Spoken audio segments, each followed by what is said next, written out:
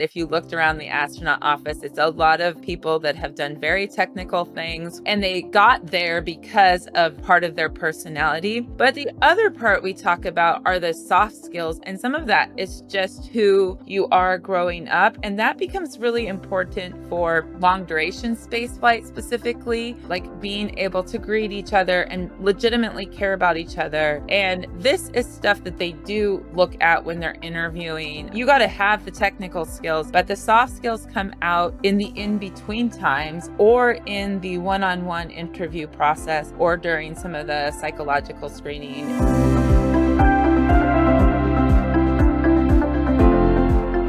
Hi, Dottie. Welcome to Data and Confused.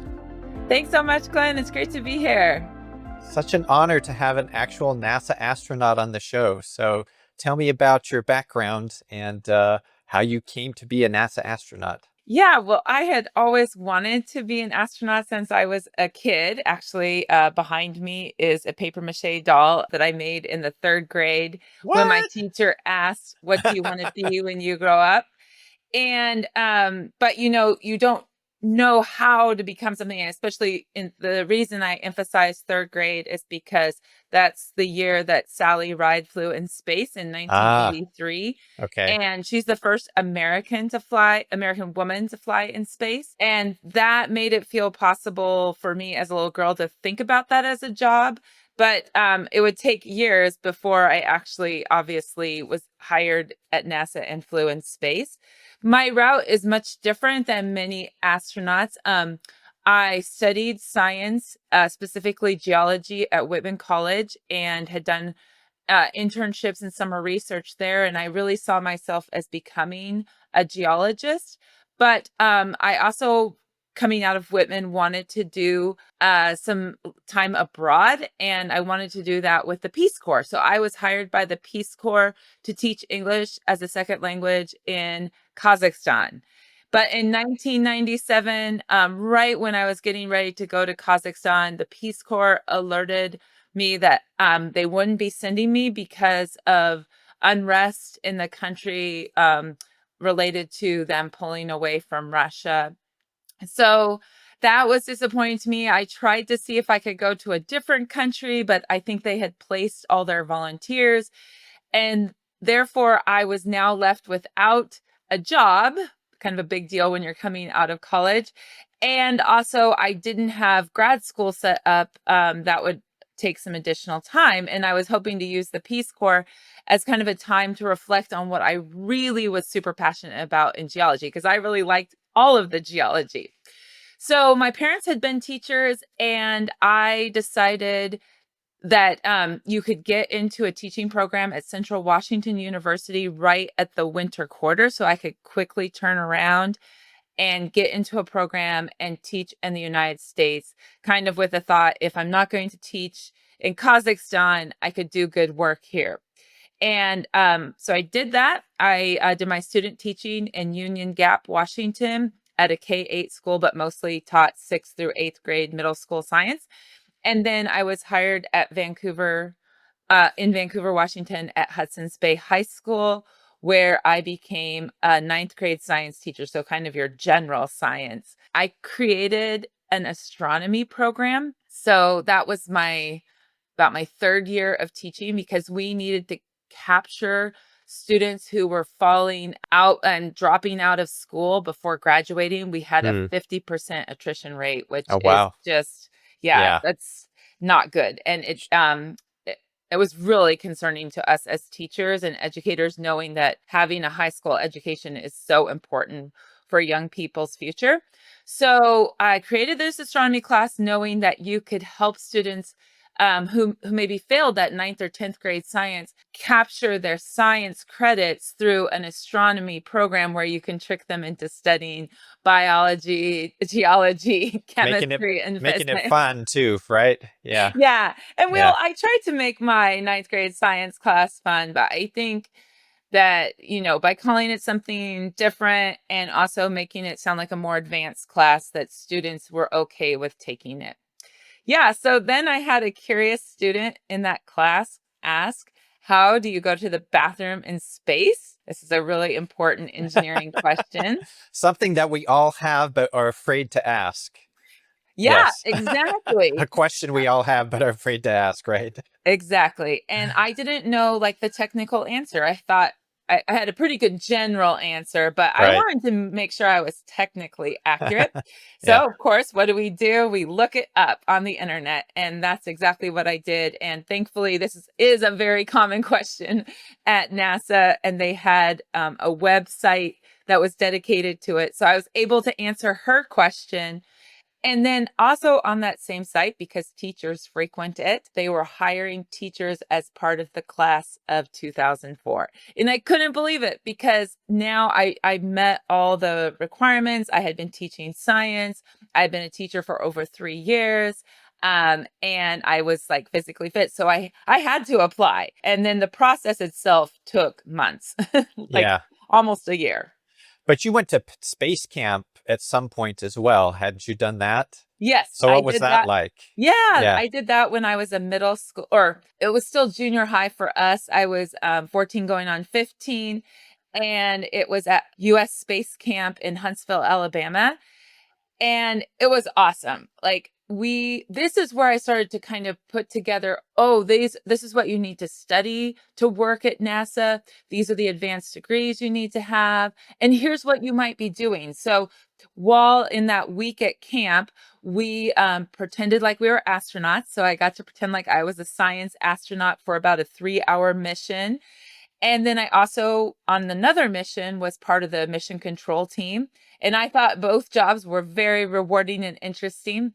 Then we had chances to launch rockets and also hear lectures from folks right next door at the Marshall Space Flight Center, one of our NASA centers where so all of this in 1 week. And I came back, I was really inspired and also ready to, like I said, put together, keep studying STEM and then go study STEM at my undergraduate. Is that something that your parents had come up with as an idea that they brought to you, or you just got a pamphlet at some point and said, "Mom, can I go to space camp in Alabama?"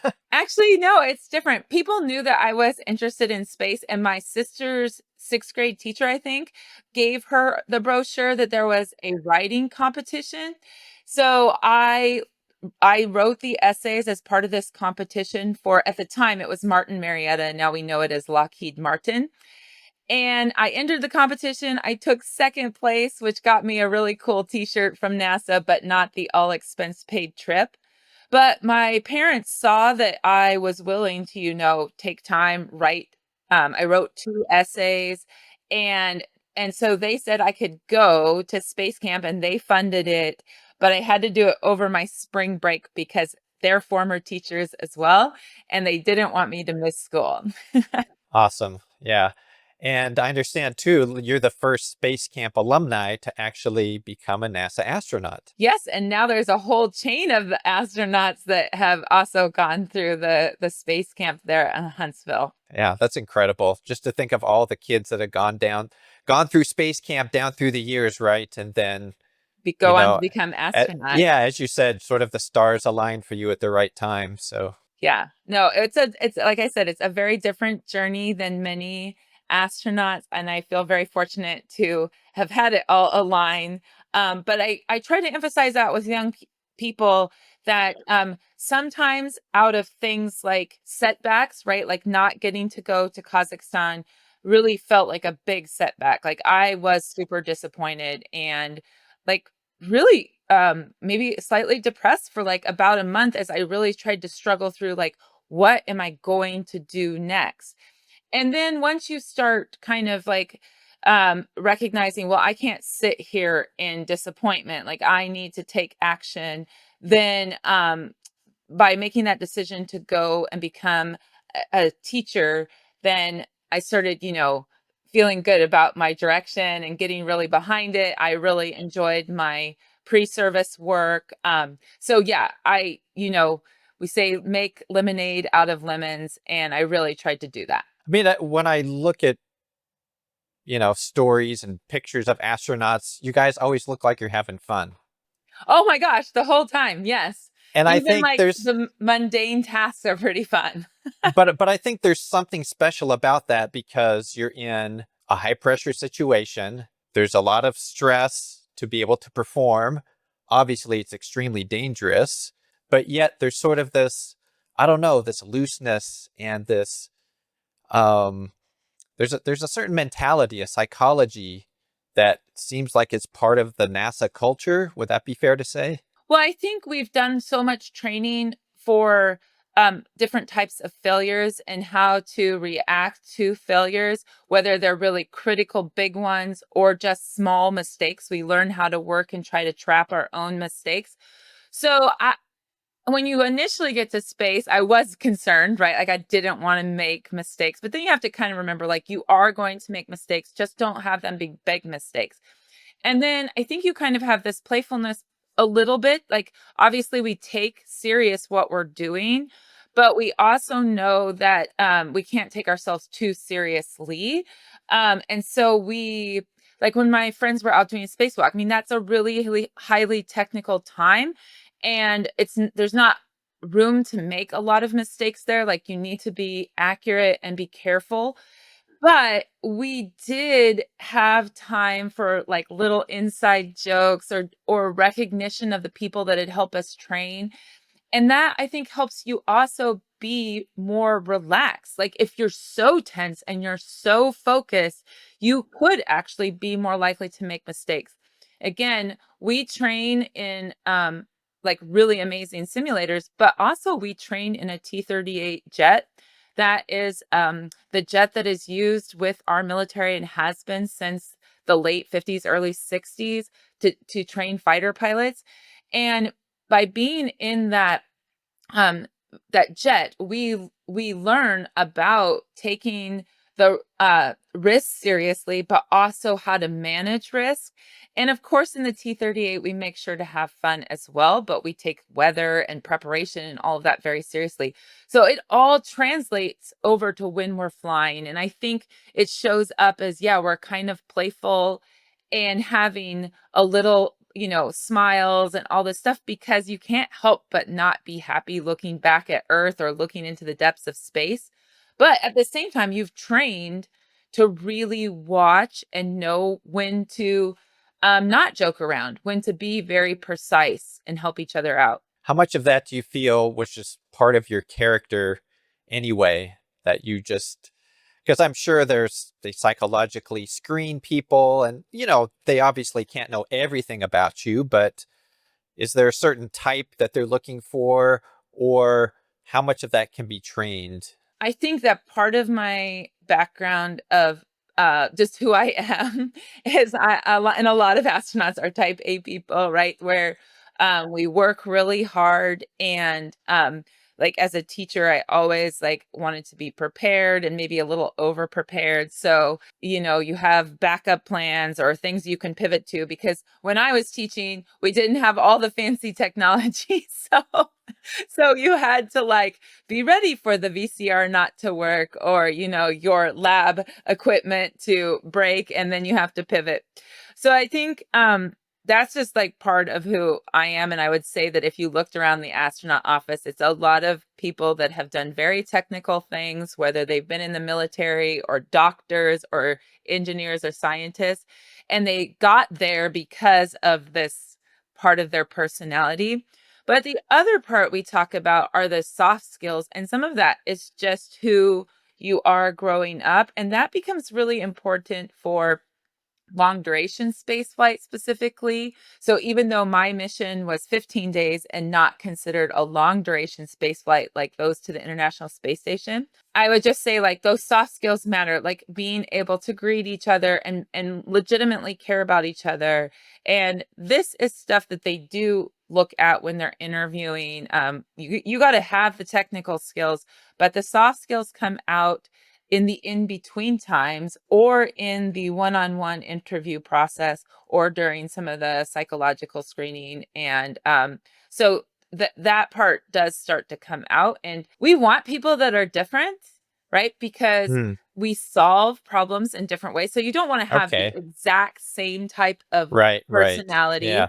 but we want people that can work together, that can see the significance and importance of having diversity in many different ways, right? Diversity in many different ways, and then how we adapt to that. And so that part is important. I think just showing up as who you are is really important. Like I didn't try to pretend about my background. Like I was just authentic in my interview process, and I just showed up as me. Can you think of an unexpected learning or something that happened during the mission that exemplified what you're talking about, that embodied that? It's like, okay, we didn't plan for this particular thing to happen, but through cooperation and teamwork, we were able to problem solve it through our unique perspectives and personalities. Well, we had 2 things happen. I think maybe one we'll save for later in the talk, which is about data and data transfer.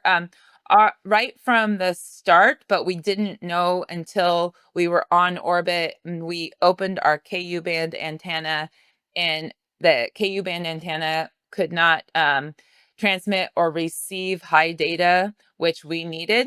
So we could probably talk that later. But the other failure that happened, or a difficulty that happened, was on our spacewalk. We were installing a new ammonia tank, and we had worked out all sorts of details on the ground, including a go no go. We just decide on a 4-hour go no go for connecting ammonia connections, and we finally got our new tank installed after some difficulty with a bolt and some troubleshooting and working with the ground. And just, I was the communicator in this. I wasn't outside doing the spacewalk, but I was passing on the difficulties and also communicating up information to our astronauts. I'm kind of like the FAA in space for our spacewalkers and for mission control.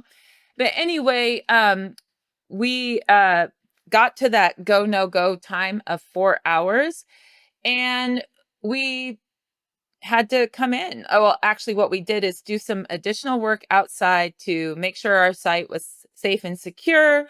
And then also any get aheads in a different way that we could just do in the remaining time. Because once you've gone outside for a spacewalk, it's a pretty significant event, and you would like to make sure that you get as much done in the 6 to 8 hours that you can, so that you're not kind of wasting the time. So we did a couple of things that we knew could be as considered as get aheads, but then we brought the crew in safely.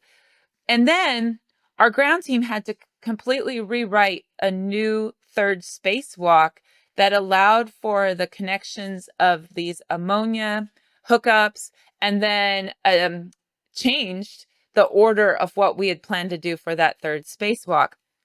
And I think that's a good example of this adaptability.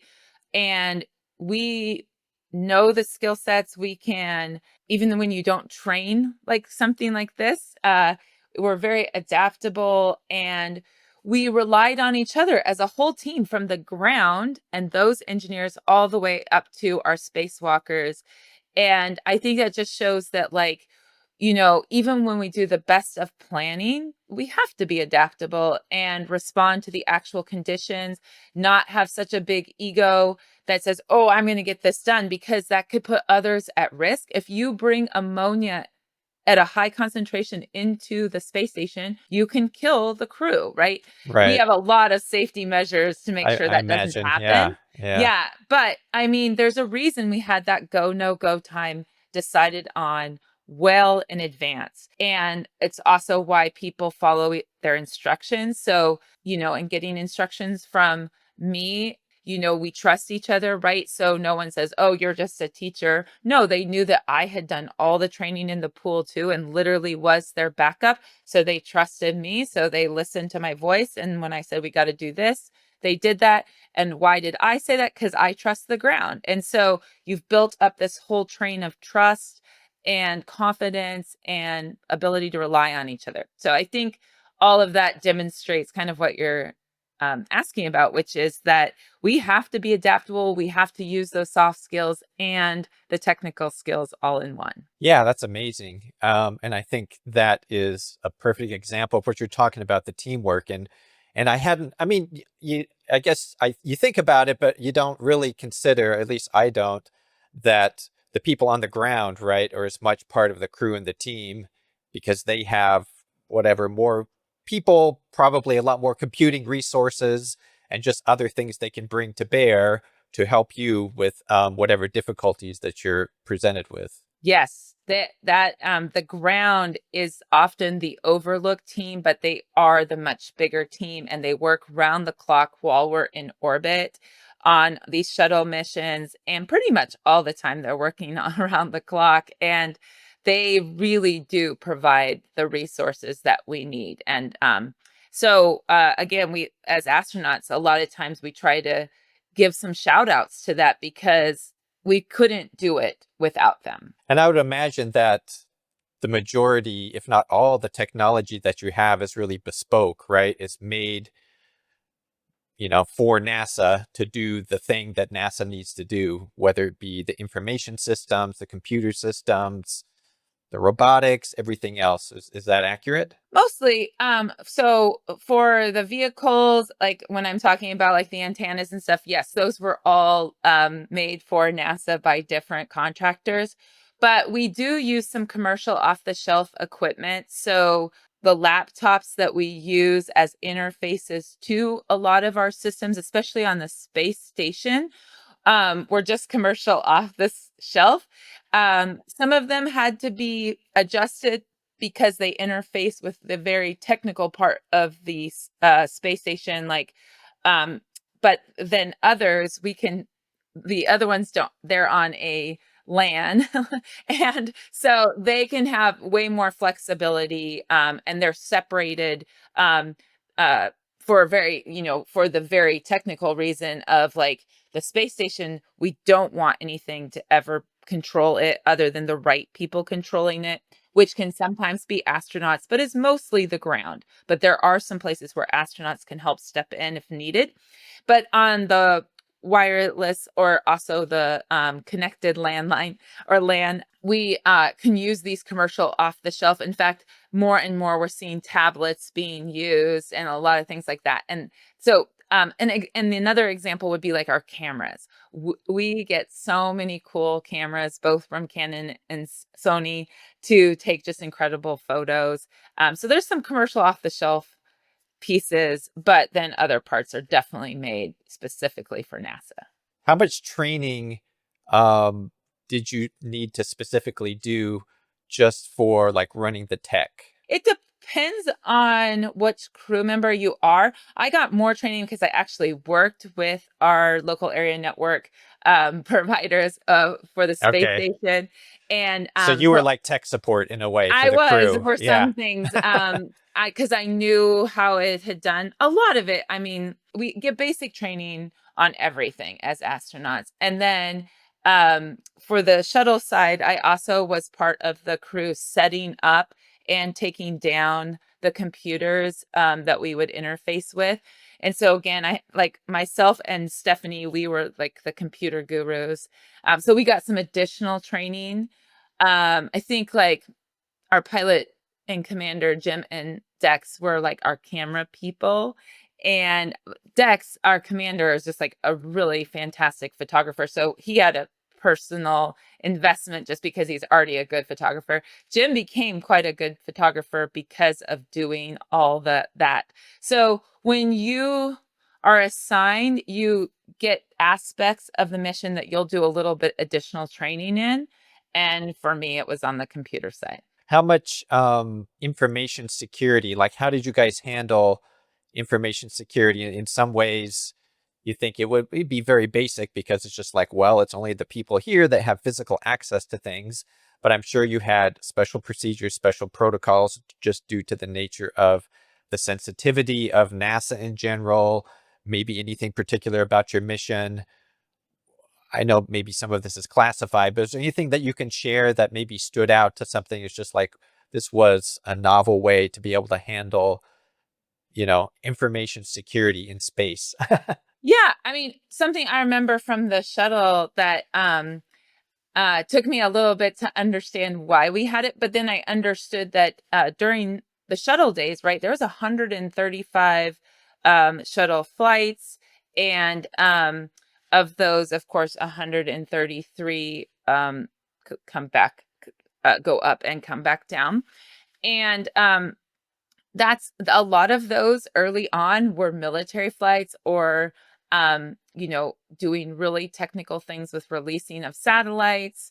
But so there were encryptions. Now, most of our stuff didn't have to be encrypted, but we had this I'm going to forget what the acronym stands for. We called it the PUCAMU, but anyway, it was a data coder and decoder, and it's in the back of the shuttle, and it's part of our communication system. And so when we were doing our initial training on the communication system, like we were learning about how data is coming up, how data is going down, and how we interface with these different switches and dials. And that's one of the areas. And I had never really been exposed to that because as a teacher, like everything I have is commercial off the shelf if I have something at all. And I've like interfaced with it, or I have to ask someone for equipment that's newer because it's broken. So this was really unique and different for me to learn about, and I found it pretty fascinating. Um, we talked about that our KU band antenna having a problem. Well, it was our high data rate, which meant that we could not um, receive or send any images or any big packages of material. Well, something that we usually do on shuttle flights is send up additional printouts that we actually have a printer on board, and we would print out changes to the plan. So thankfully, we had some fun capsule communicators down on the ground, very patient ones, because for the first 3 days, since we couldn't print out the changes, they had to read out the changes to Oh us. my. Yeah. Yeah. Yeah. And then for sending information down, one of our big pieces of being able to return to flight after the loss of the Columbia crew was doing these camera scans and LiDAR scans of our tiles and our wing leading edge. That's a lot of data, right? A lot of imagery data. And we were supposed to be able to send that down before we docked to the space station, giving engineers the maximum amount of time to look for any damage, but we couldn't. So again, thankfully we were going to the space station and then we could use their assets to send down that high data rate. As far as other encryptions or just different things, something that we worked on while I was at NASA was to be able to have astronauts on the space station be able to use the internet. So there's already a small delay between voice going up and coming down, but it's pretty unnoticeable. But for the internet piece, because of course we didn't want to bring viruses on board, even though it's a separate local area network from everything else, you just don't want to infect computers because it still means time for a astronaut to troubleshoot it. And you do have to isolate that. Well, that's one computer down, and we just didn't have. It's not like you could go to the store and get another computer, or that we just have them in the back supply room. Like space is limited in space, Right, pun right. intended. and and so we didn't want that. So there was a kind of a significant delay. You and I would equate it to like, this is the slowest dial up, but it was done that way so that there could be some protections on the ground to make sure that we weren't sending up web pages or anything that could cause problems for astronauts. And also, while I was there, having flash drives or any USB connecting, or even like camera cards, right? Any like way to transfer larger pieces of data. We wanted to be able to do that as astronauts because, like, as you're taking photos over 180-day mission, like you want to be able to put some of those aside as like your favorites, right? Or you might want to have some music or a book or a movie or whatever that you want to watch. And we didn't have a great way of allowing astronauts to have flash drives. So we were getting those right when I was there. And there were some hiccups with it, but we eventually got it where astronauts could have their own flash drives or, some sort of larger hard drive to take data up and down with, so that they could have some personal stuff versus otherwise you're having to do everything on that high data rate antenna. And that's really for the science, right? Like that's really supposed to be for the laboratory, not for the personal astronaut use. So that's some of the things that we were working through at the time. Did you ever get that antenna working, or you just had to use We just had to use this workaround. the, It the wasn't until we ISS? got back, Yeah. yeah, that it was literally a piece of hardware. I think it was like a transistor or something Hmm. that literally was broken. We always do a vehicle test, so somewhere it broke between the test and then our flight. And just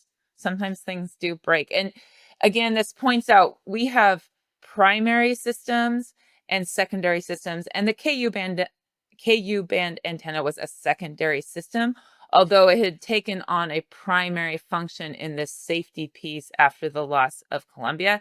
But because we were docking to the space station or remaining docked until just shortly before we would come back to Earth, then that was our workaround. So, looking at where NASA is today, right? So that we don't have the space shuttle program anymore. There's the space station is still up there, and it's being supplied in various ways. What do you think about the future of what the next step is for NASA and future missions, and what kinds of things are you excited about, and what kinds of things are you nervous about? Not nervous, but you kind of, oh, why are they doing it that way? Well, I'm excited that we are returning to the moon. I think that just the 6 flights that landed on the lunar surface and the 12 people that had the opportunity to walk there, all that happened before I was born. And so I think that we need to go back and really understand this closest celestial body. So this is important. But I we're going to be ending the space station program, and how that ends and how that goes safely is still being figured out. But I think it's pretty amazing that this November will celebrate 25 years of That's having people incredible. continuously live in space. It's totally Yeah, incredible it really because is. that was not how it was when I was growing up, right? And Yeah. so it's not even kids, it's young adults have lived their entire life having people from multiple countries around the world work together and do incredible science on board the International Space Station. So there's a part of me that's sad to know that that's going to have to come to an end. But a part of me also just understands, just like the shuttle, which was in itself a very incredible vehicle, um, things have to end so that you can go do bigger things. You can't fund everything. And especially in a current funding cycle where budgets have been cut or just held to as is, which never allows for that growth, then you've got to be able to retire the space station so that you can go on and do more advanced work at the moon. So I'm excited about the moon and the possibilities there. Of course, we're seeing more um, landers arrive on the moon, and some of them are surviving through, and then they're getting back great data. And even those that don't make it through the whole landing, or maybe they make it and then some things go wrong, we're learning from that too.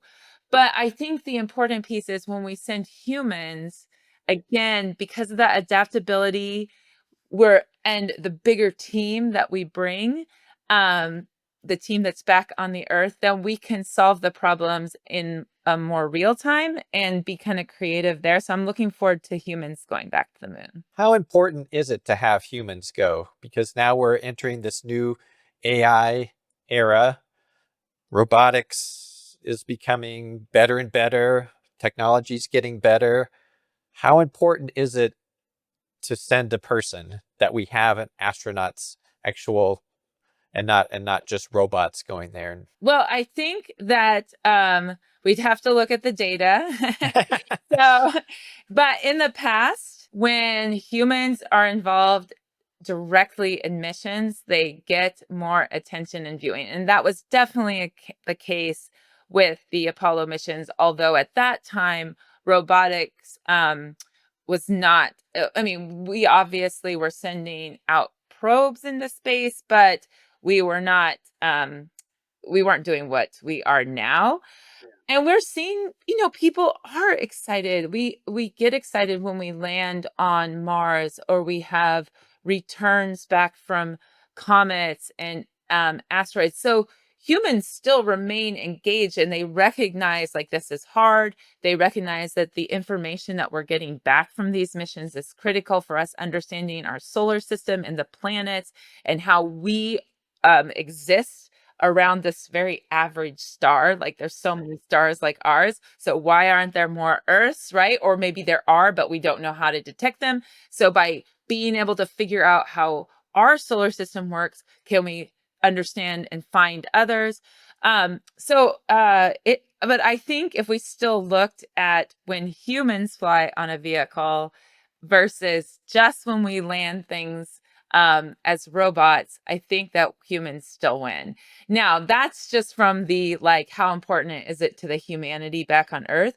I think that when you have a human in the loop too, like I said, I think that we solve problems because we and not that AI won't figure this out too, but we know how to ask for the right help, and we kind of pull from our own backgrounds. This is why I was saying earlier that I think it's important to have diverse backgrounds, is because we pull from these ways that we all grew up differently, the experiences we've had that are from our professional background or just our family life, and we bring that all to the table.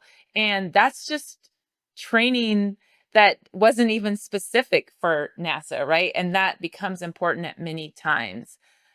So I think that it still remains important to have humans in the loop. Yeah, yeah. And what do you think about going to Mars? Oh, I hope that then, to me, I was really glad to see that we were returning to the moon, because Mars is such a big jump. It's a big jump of time in a vehicle, 6 to 9 months to get there. And then you have to stay there and do some work. And that's so remote. By being at the moon, at least you're like about 3 days away, right? So, um, things will go wrong, but hopefully most things go right. And then we come up with the ways that we want to go work at Mars. And we use the moon literally as that stepping stone to Mars. Right, right. Yeah, that makes sense. If something goes sideways on the moon, you could have a rescue mission or something that could go to the moon. If it's that happens on Mars, depends on when the next launch window is, right? So, That's right. And yeah, yeah, yeah. and even just talking, right? Like the moon, Right. there's going to be a Yeah. delay, but it's not like the delay of a voice from Mars. And so even it's just more isolated. What are some of the exciting, so you're trained as a geologist and you have this background in geology. What are some of the exciting sciences that you see specific to geology with upcoming space missions, whether it be the moon or asteroids or anything geology related? Yeah, well, of course we have detected that there's water on the moon, but how do you extract that? How can you use that not only just for the fact that of course humans need to be able to drink water, but is that can we extract it to drink water, but can we also use it to make fuels or just create our living from right there versus having to fly supplies to and from? So can we be more located on the moon? And then as a geologist too, like there's the big broad strokes that we're able to do with all of this reconnaissance missions. And so we've got some pretty good ideas of exactly where rocks are at. But like even being able to like set up equipment where you can understand more beneath the surface of Mars, and kind of whether it's coring or setting up little microquakes that allow you to understand the reflections off of different boundaries. I mean, there's just different ways of studying the moon that I think will be exciting and just give us that many more details. And once again, if you can start to understand the moon, it helps you understand the formation of our solar system, which we think we have a pretty good handle on, but there's still a lot of theory. And so you're filling in the gaps of these theories and filling it with like actual observations. And that's always exciting. So if you were to plan your own mission, let's just say we're going to give you unlimited resources, Dottie, and you're going to plan a series of missions. They have to be geology related, though, because it has to be a Dottie mission. So what are the next missions that you would plan? Wow, that's really a cool. I love it. Well, I do think it's smart to go to the South Pole where we think there's water. So, finding out a safe place and landing there, and then traversing it, which I think as also a backpacker and hiker, I'm like, oh hey, this would be pretty awesome to go across the moon in different areas, climb craters, and just really make good observations there. And then check out some of these boundaries between like the Maria and the Maria we aren't really seas, but they're basaltic like flows. And so check out where their boundaries are within the other lunar rocks, and just understand those things at a much more fine scale than at the bigger scale. Yeah, I think those would be some of the things I'd want to check out. But I totally understand the desire to go to the South Pole and really understand it better and hopefully use it for, like I said, the resources of water, and then find out what other resources there are. So what other planets or moons would you want to go to then? So say you did this, it's 10 years from now, Dottie got all of her missions, she got off her bucket list, she got to hike up some craters on the moon. It's like, all right, this is it. She's doing such a great job running NASA now. We're going to let her plan the next mission. So are you going to go to Mars? Do we look at Venus? I know obviously people can't go there, but do we go to Europa, Titan? I don't know. What are some other places that you would love to just I would go to Mars because it has so many similarities to the moon.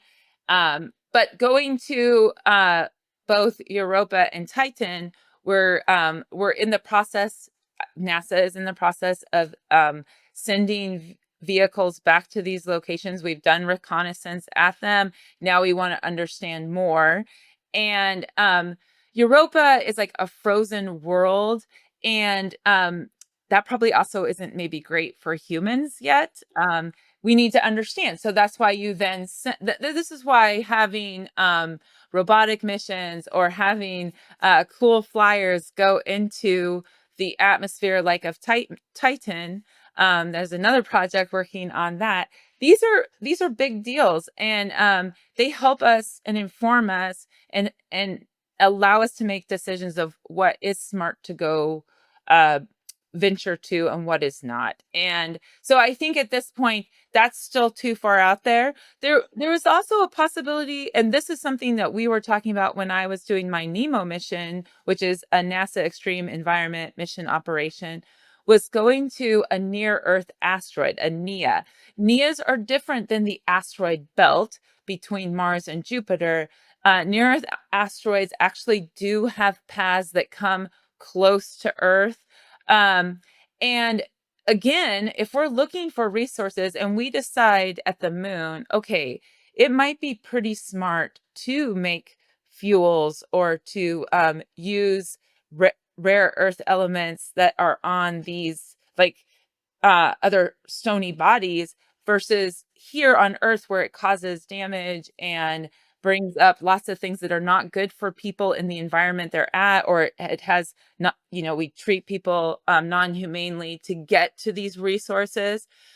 It might be really smart to go to those spots. And so a near Earth asteroid might also be the next step. And so it's kind of, what do we find at the moon helps us inform where we go to next, what's possible. I love that. How do we get, so we started the conversation out talking about your background in education, how you started this astronomy program to try to get kids that were, maybe dropping out or weren't as interested in science. But in general, how do we get kids more interested in space? And how do we train the next generation of Dotties? Well, I think you turn off your phone and you go outside and you wander and look up. I grew up in Colorado where we have, we're high altitude, um, low water vapor.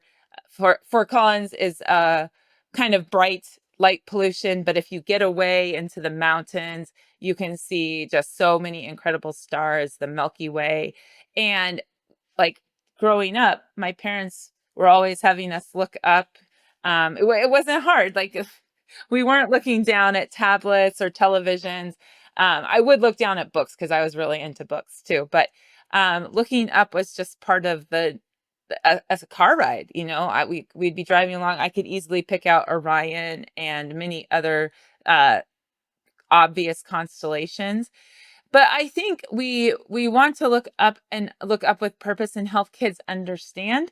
And then the other thing I think that parents do a really good job of, or guardians, is getting kids to museums where there are lots of different camps. So just in this summer, I know I'm on the board for the Museum of Flight and also for Challenger Center. And our these locations have multiple camps for lots of ages of kids, from your littles to your high school students. And that whole pathway is really important for when you're little, you're so curious, right? And that doesn't mean that olders are not curious.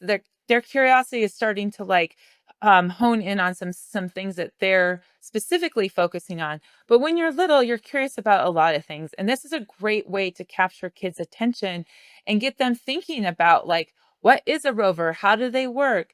How do these incredible observatories that we have, from Hubble to the James Webb Telescope, how do they work? What are they finding out for us? Why does that matter to me?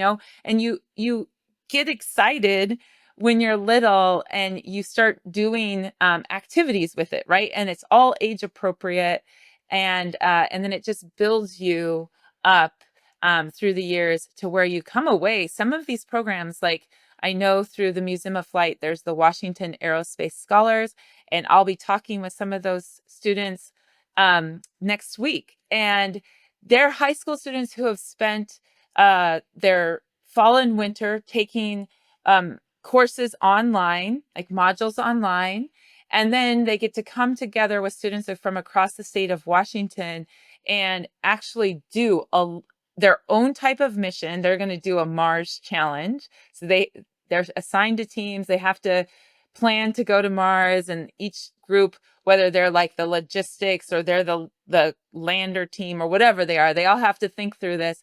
And at the same time, they go out and take tours of places around the Puget Sound that are involved in aerospace. So they get to go to the Aerojet Rocketdyne, or to Boeing, to Blue Origin, University of Washington, etc., and hear about these programs. So going from littles to, high school, that's how you make it possible for kids to understand. They don't have to all be astronauts, but to help them understand why we need to do space and why space matters to each of us. Yeah, and just being interested in, you know, science and what that all the different aspects of science, as you were talking about before about astronomy.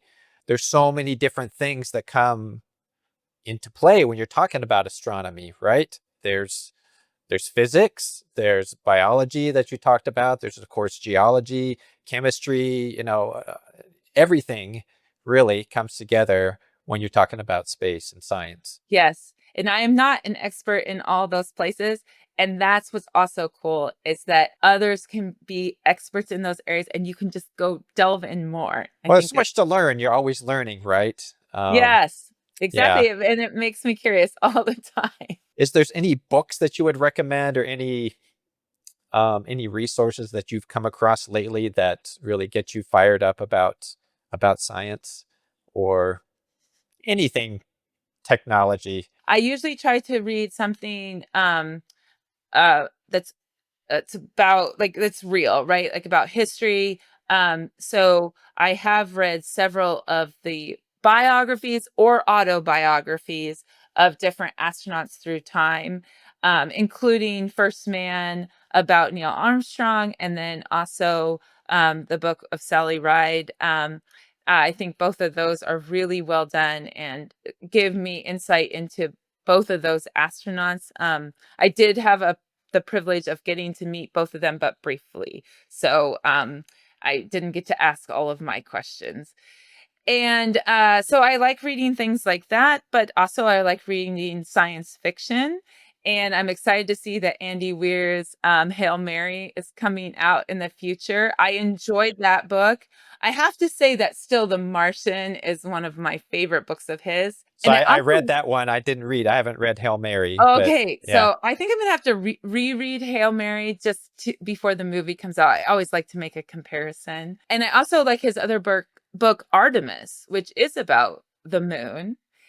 So I recommend all of those. So I do try to read occasionally some science fiction, but then I'm a big Lord of the Rings fan, and I also always support like reading new books that are coming out. So I just try to read a lot. Yeah. And so I try to have some factual book or, historical book, some fiction.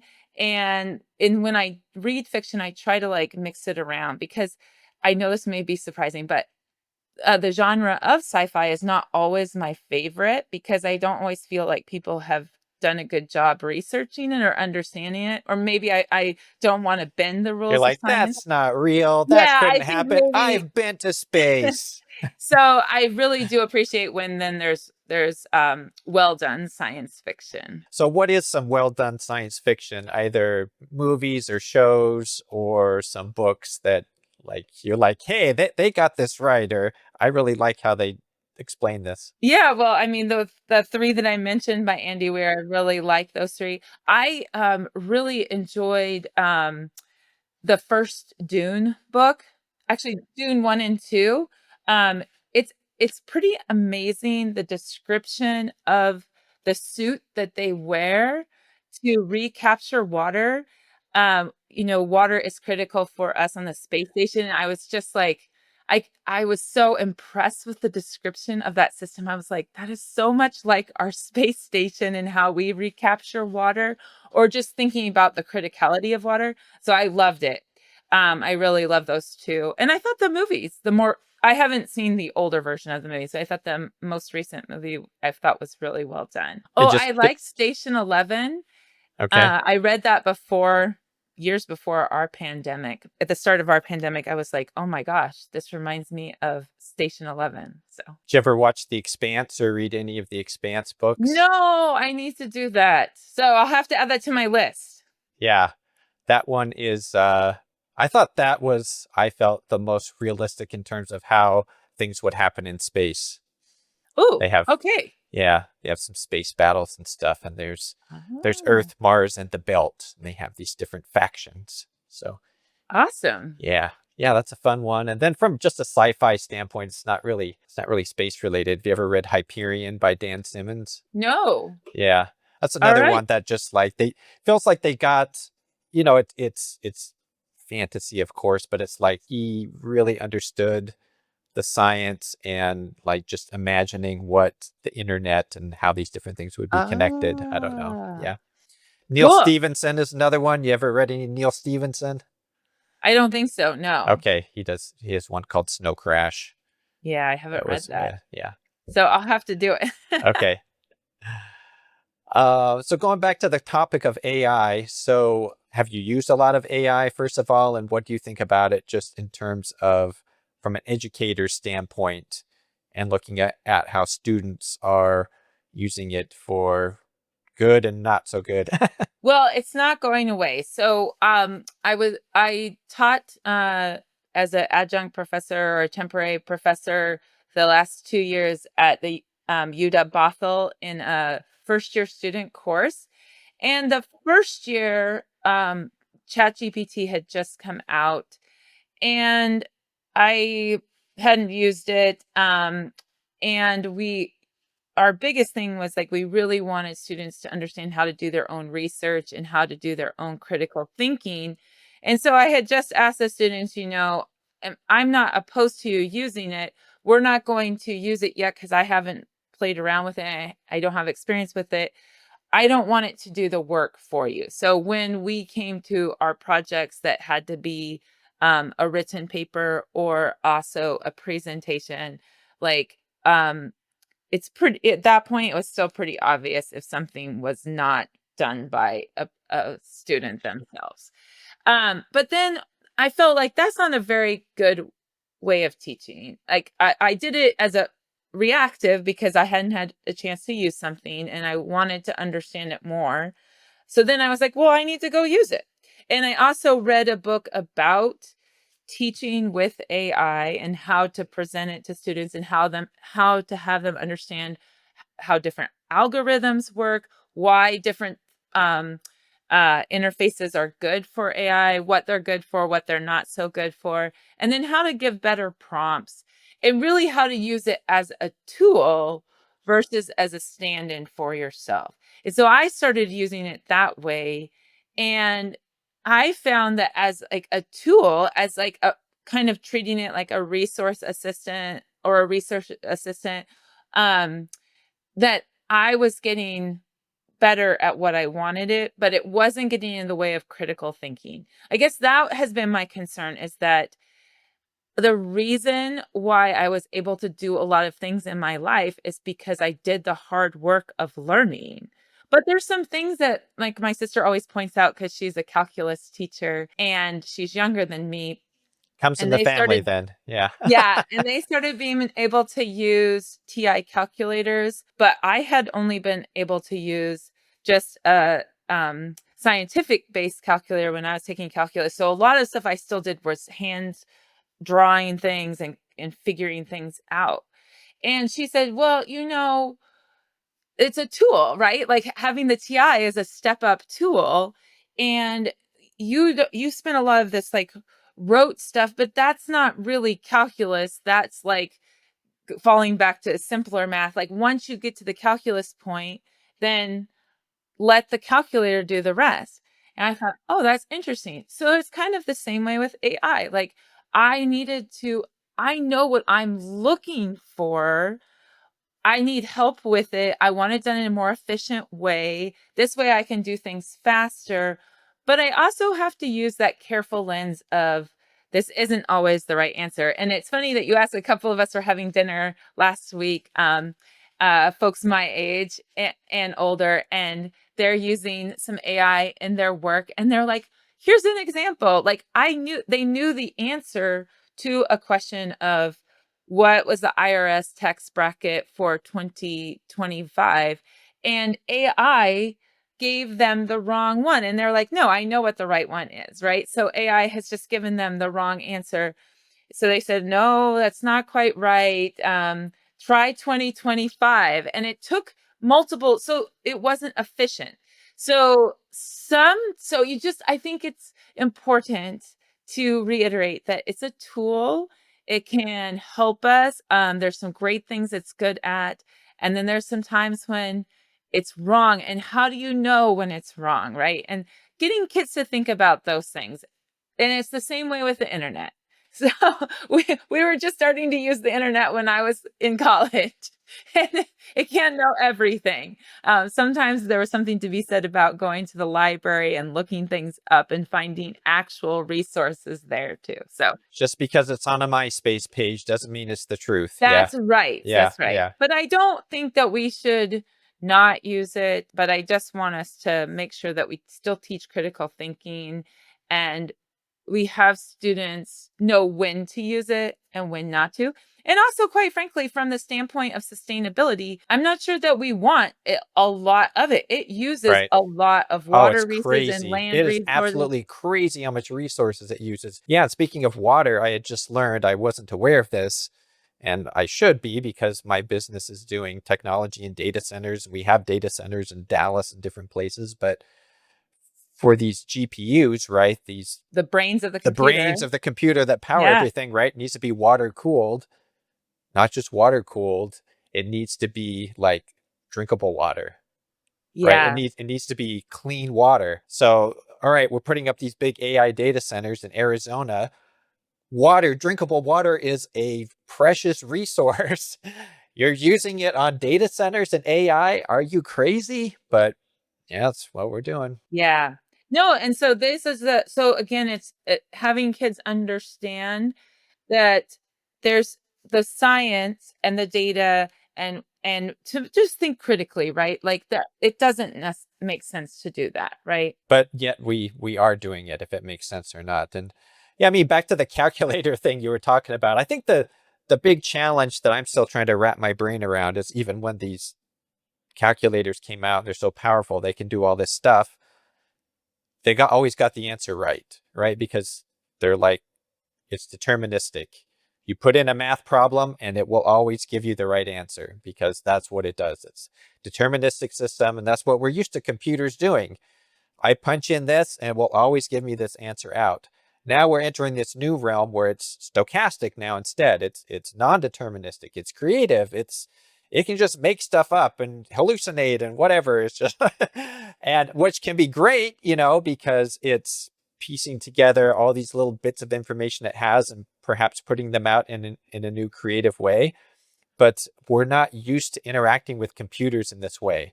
We're not used to computers giving us creative answers. We're not used to computers lying to us, hallucinating, saying crazy things. Yeah. Again, we're trainable, but yeah, I don't think it should be the end all be all, right? I think that we have to still definitely have people, and how much like data centers and stuff do we want, right? And then I guess it's like we can start solving another problem, because I think someone said that's never a problem, Dottie, it's always a challenge. So if it's using drinking water now, are Hmm. there ways that we can have reclamation systems, right? Going back to Dune or going back to the International Space I Station, love like that. Yeah. how do you reclaim the water No, and it's a make great sure point. that it's Yeah. not only used in one spot, one Yeah. location, one use? Right. Yes. Need to bring some Fremen in. Yeah. Solve the AI data center problem. That's Yeah, right. I think we do need to have people like you. We need people that are educators that have this amazing experience in critical thinking to help shape the curriculum or the direction of the curriculum for the future, because I think it's going to be a problem. And unless we carve out spaces where there is no AI, and I won't say force, but you nurture an environment where kids have to be self-reliant and they do learn that critical thinking, right? It's great to, ask better questions, get into the AI, learn if I ask it this way, if I give it this context, if I tweak my prompt in this way. Um, it's an assistant. I can, we're having a conversation, all those things. It's all great and amazing. But what if you're in a situation where it's not there? Now, what are you going to do? Or, or just, just being able to rely on your own judgment. Your own judgment does this seem valid? Am I going to trust this or not? Yeah. And I want my husband teaches history and English at the high school level. So he's seen a lot of kids, just the prompt they're giving is write me a 5 paragraph essay about this book. So it's because they didn't want to read the book, and they now don't want to read it. And that's always existed. We had Cliff Notes, we had all this stuff, right?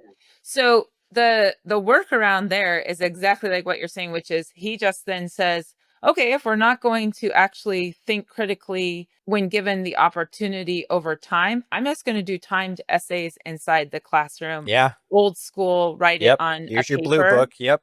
Here you go. Yep. Yeah. And then you're back to that spot, which is fine. I'm fine with that.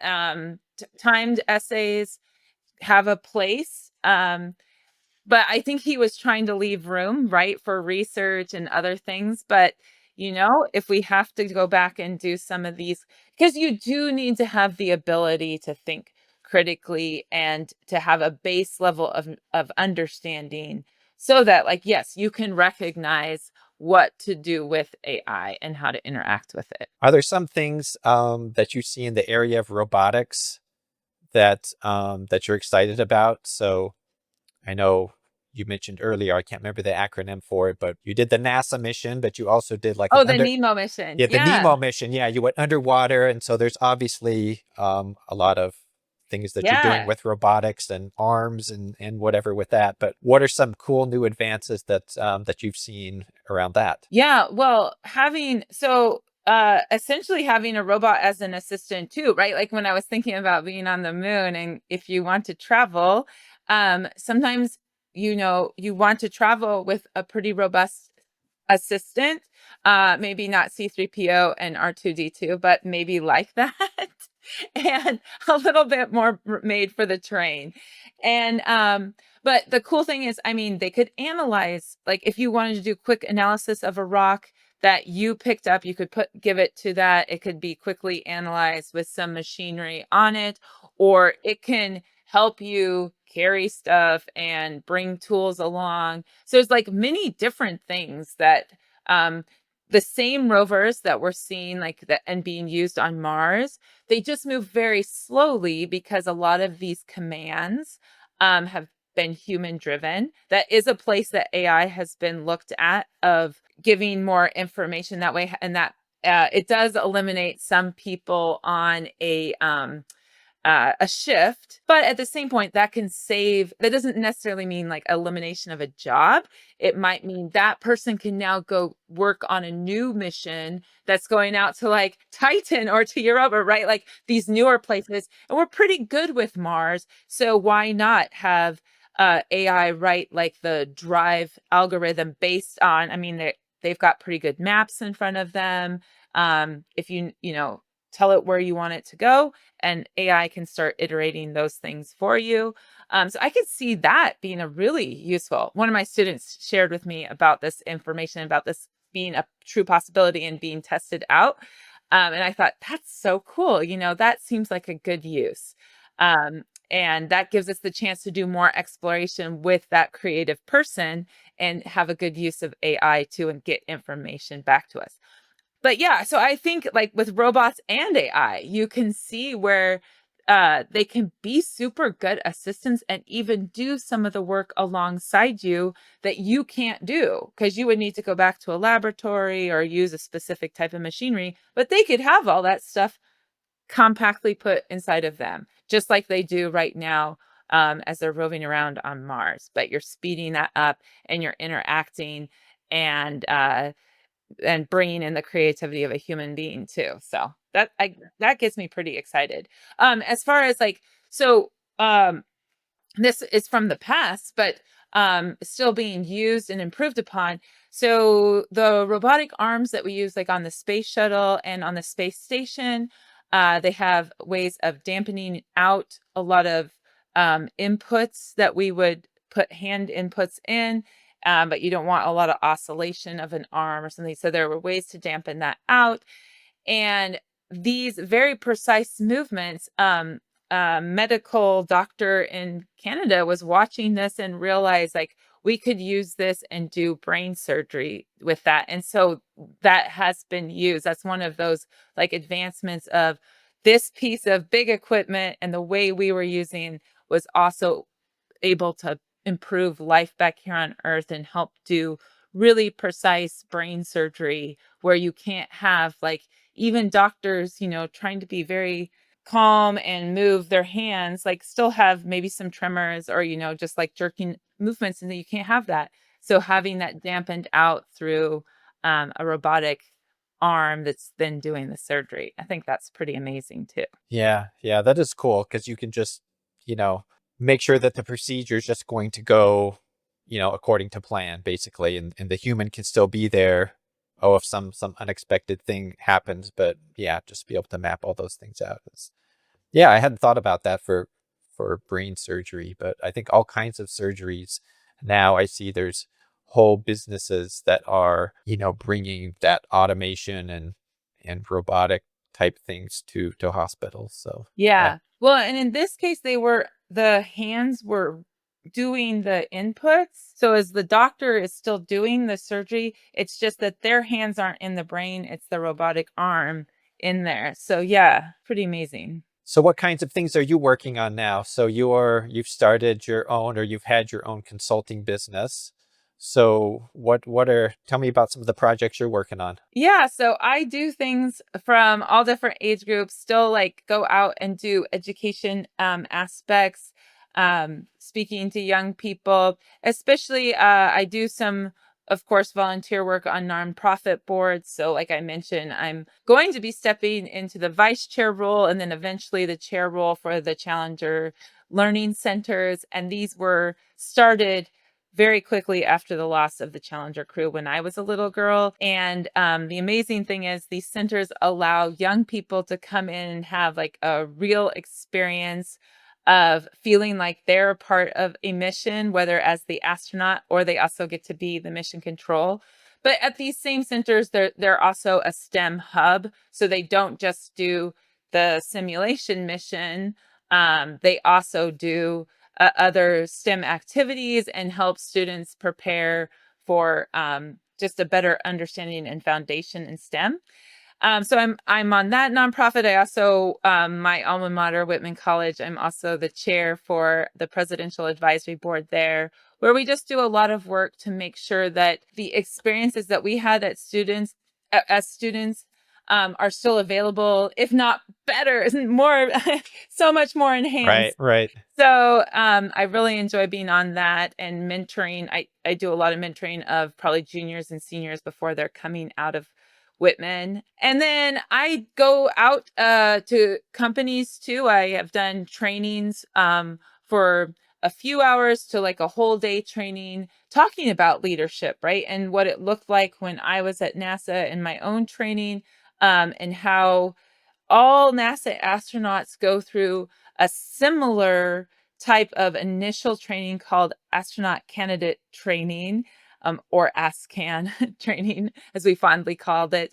And and then relating that to what they're doing at their companies. And I find that really rewarding because it's a cool exchange of information. Like I get to share what I've done, like I'm doing right here with you today, Glenn, but also then learning from them and what their companies are doing that's new and exciting, how they use. I've specifically talked to energy companies or at very high end HVAC companies, and there's all this new technology that they're using. I love going back and speaking to my background too with geologists and environmental engineers, and talking about like again the water resources that I had both on the shuttle and the International Space Station, and how water was reclaimed on the space station, and then how that really applies to what they're doing as we work here on our bigger spaceship Earth. So I guess as a consultant, I get to do a lot of things, which makes me excited. I really enjoy like the creativity process, but I also like going out and sharing what I did in the past too, but making it applicable to the present and future. Yeah, I love that. So these challengers, you said challenger Mhm. centers, where are they at and how do Yeah, well, we people get have one. involved? Yeah, we have one at the Museum of Flight, but then there are 35 centers across the United States, and so there's in the immediate west is going to be California. It's going to be our closest neighbor. So some states have more. I know I was just back visiting my sister in Illinois, and I think Illinois has at least two, if not three. So it just kind of depends. Some are located at museums, like at the Museum of Flight. Others are their own standalone center. There's one in Colorado Springs that's standalone and really partners with a lot of the school districts. And some are in community colleges.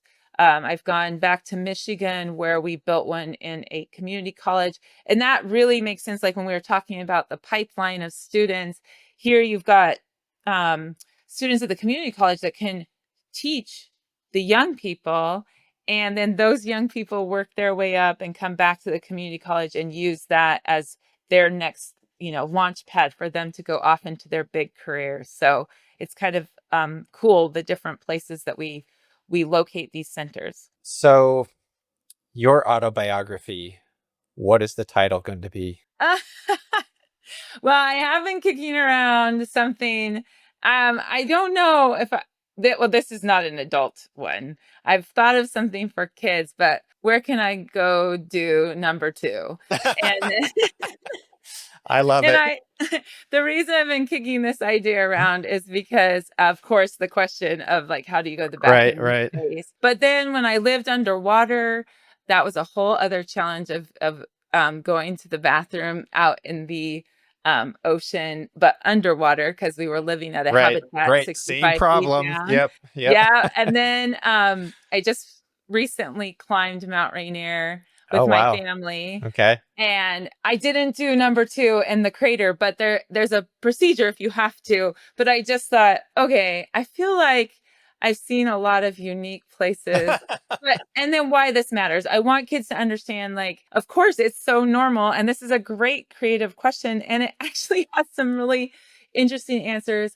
And then and why it matters out for of course, like disease control, and we just take it for granted here, but it's not always that easy. And so I wanted to kind of point that out. So I'm kind of kicking that around. Or if you need to grow potatoes like the character in The Exactly. Martian, right? So, yeah. Right, like why it has been used in the past as a Yeah, fertilizer. yeah. Well, Dottie, this has been fantastic. It's been an honor to have you on the show today. It's been wonderful to hear about all your wonderful stories.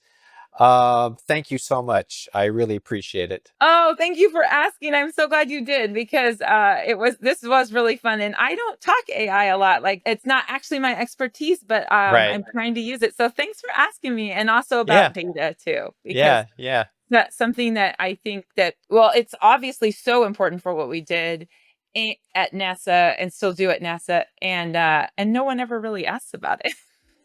You're going to be getting more questions. It's going to come up more and more for sure. So, Okay, great. yeah, That's so yeah. great. Well, thank you All so much, right. Yeah, Glenn. I you bet. really enjoyed this. All right. Thank you, Dottie. You take care. Bye-bye. All right. All right. Thank you so much for tuning in to Data and Confused. I really appreciate you listening. Please go ahead and subscribe as I get this podcast off the ground. I have a lot of amazing guests planned, industry experts and thought leaders from the tech and cybersecurity world. So look forward to seeing you in future episodes. Thank you.